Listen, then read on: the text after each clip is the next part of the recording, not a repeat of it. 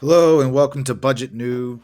Here we are going to be looking at real budgets. These are my personal budgets that I've created over many months. And as you can see, they can get very complicated. You can be very advanced with this and even create pie charts.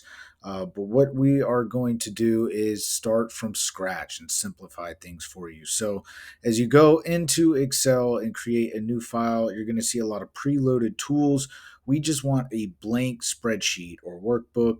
You're going to go up to the top and hit File, Save As, and I'm going to save it to my OneDrive. So it's a shared document to my laptop and other devices.